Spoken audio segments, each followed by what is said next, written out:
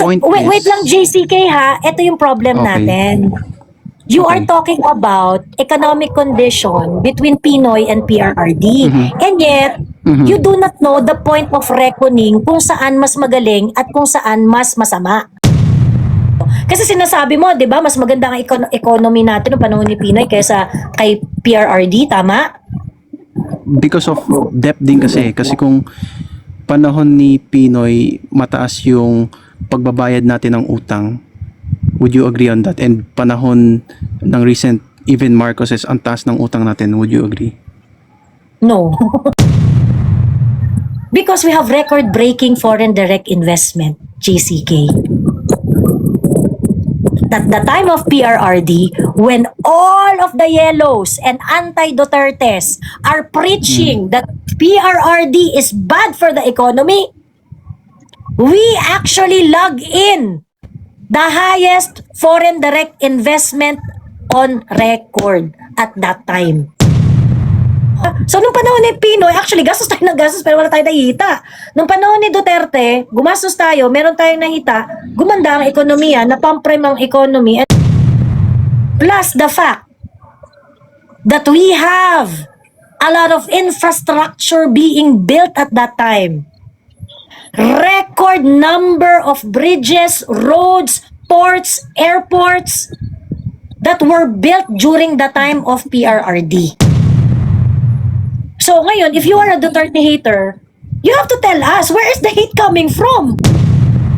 So, Kasi if I will compare yung economic status ng Philippines comparing the previous administration, Pinoy and Duterte, before pandemic, mas mataas yung economy natin in Pinoy.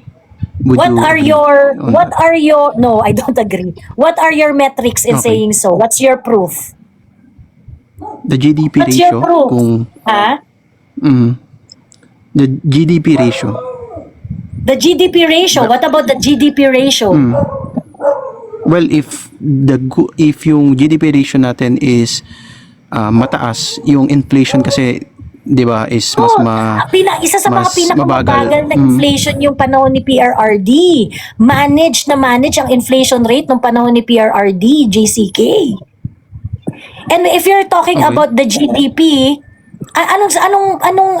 what do you mean mas maganda yung performance ng GDP natin ng panahon ni Pinoy kaysa panahon ni PRRD? What do you mean by that? Can you please articulate the more? GDP, to be specific, the GDP to debt ratio natin, no? Kasi kung yes, mataas nga yung GDP, relatively mataas din naman sa What panahon is the ni value of GDP to Duterte. debt But ratio?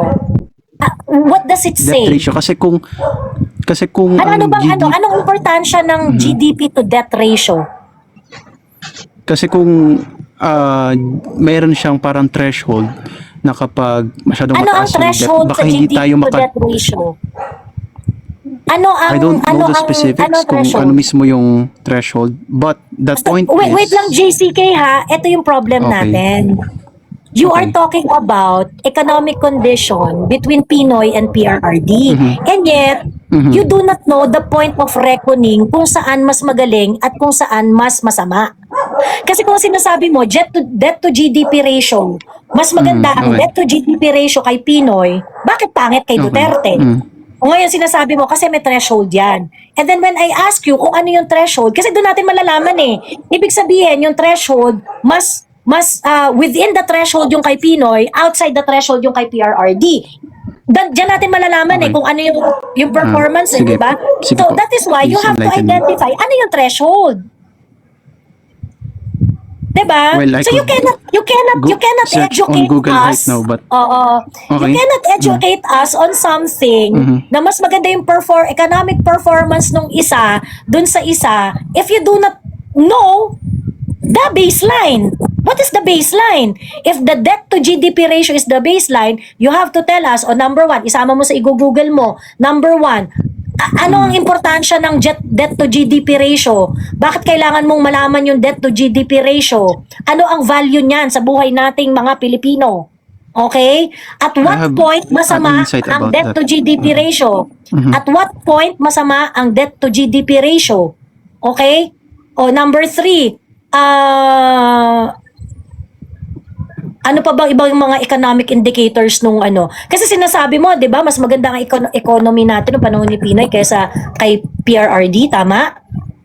Because of debt din kasi kung panahon ni Pinoy mataas yung pagbabayad natin ng utang, would you agree on that? And panahon ng recent, even Marcoses, ang taas ng utang natin, would you agree? No. Mali-mali yung data mo. Yung, Okay. pesos. Mali-mali yung data mo. Okay, ganito. Sabihin ko na para hindi ka na mag-Google. And then you can go back to me, check on everything that I said. But what I said is something that I already researched. But you can, you can check on your own if you want. Okay. Nung panahon ni Pinoy, nag-underspend siya, JCK. Ano ibig sabihin nun? Hindi siya gumasta. Bakit? Kasi nung panahon ni Pinoy, yung government spending was really was really bad dahil if you remember, na-declare na unconstitutional yung DAP and PDAF nung panahon ni Pinoy. Okay? What is the impact of that? What is the economic impact of that?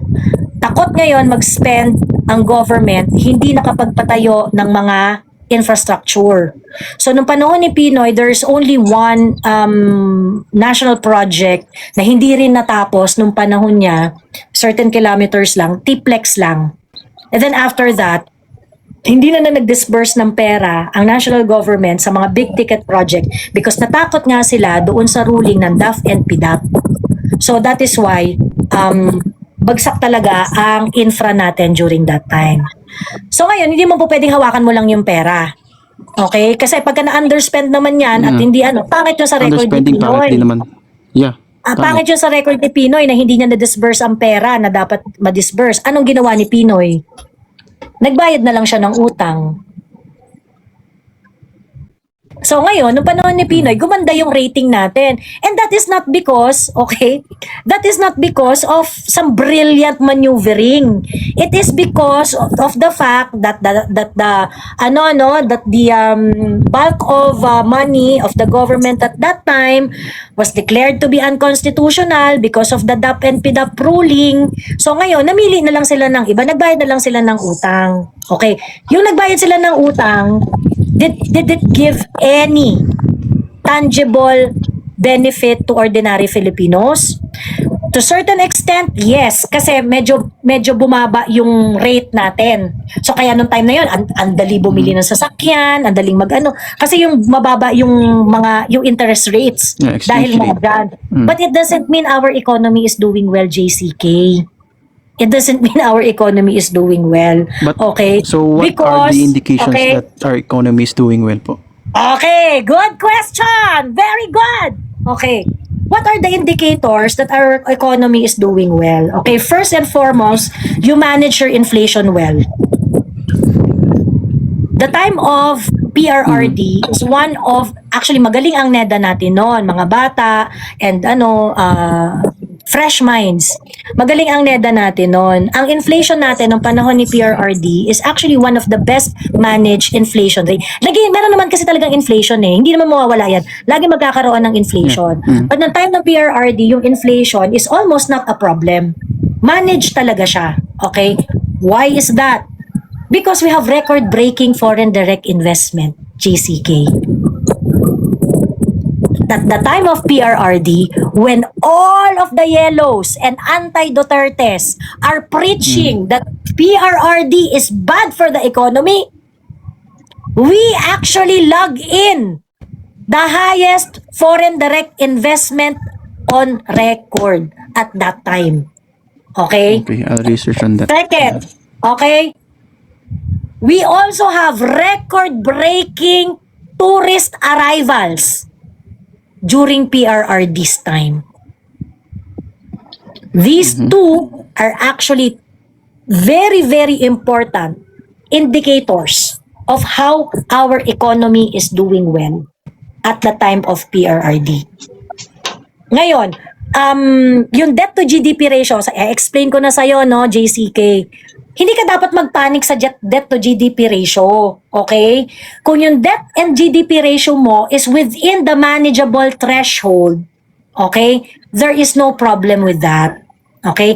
Ibig sabihin, you can produce and at the same time can pay your debt.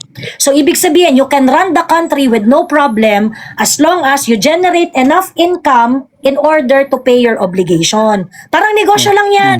Diba? Kahit anong negosyo.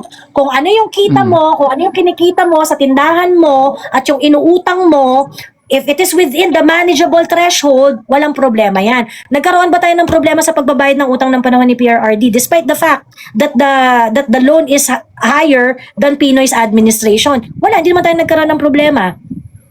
Plus the fact that we have a lot of infrastructure being built at that time. Record number of bridges, roads, ports, airports that were built during the time of PRRD. But So meron ka ng utang, nagbabayad ka ng utang, merong nahita ang taong bayan kasi nagkaroon sila ng kalsada doon sa mga baryo-baryo nila. yeah. Which is O true. ngayon, Yung panahon ni ang Pinoy, perspect- panahon ni Pinoy, may mga utang rin naman tayo nun eh. O ano nangyari sa utang natin? Nagkaroon tayo ng utang nun yung sa Laguna, yung dredging ng Laguna. Nagkaroon tayo ng utang doon, nagkanda utang-utang tayo sa Belgian yeah, firm. there's no question about that. Diba? O, nagbayad tayo ng utang, o pagkatapos wala pa tayong, hindi ba na-dredge yung Laguna Bay? Laguna de Bay? Diba? So, nung panahon ni Pinoy, actually, gastos tayo ng gastos pero wala tayong nahita. Nung panahon ni Duterte, gumastos tayo, meron tayong nahita, gumanda ang ekonomiya, napamprime ang economy. And in fact, if this is just my personal take, if the pandemic did not happen, we could have, we could have took off. We could have taken off ng bonggang-bongga kung hindi yun. Kasi kompletos dekados na tayo nun eh. Ang ganda ng tourism natin nun, yung tourism natin nun. We could have taken over yung ibang mga Southeast Asian brothers and sisters natin. Pagdating sa tourism, halos china-challenge na natin ang Thailand nun sa number of tourist visit. So after PRRD, what happened? Bagsak. You know that our tourism arrival up to this point is still at pandemic levels?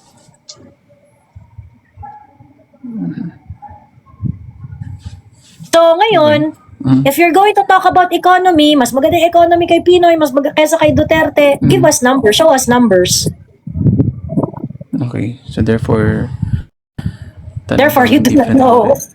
See, that's the problem, no? That's the problem. Again, I would like to know, why are you a Duterte hater? Kasi you cannot hate something that you do not know. Why are you hating on something that you do not know? Kasi if you hate Duterte, you have to know his policies. You have to know marami namang actually decision si PRRD na hindi rin talaga okay. Na hindi rin naman talaga, hindi rin talaga, kumbaga para it could have been better yung mga decision niya. Pero marami siyang decision na talagang pinag-isipan. Marami talaga siyang desisyon na nakabuti. At marami siyang desisyon na nagkaroon ng magandang resulta. So ngayon, if you are a Duterte hater, you have to tell us, where is the hate coming from?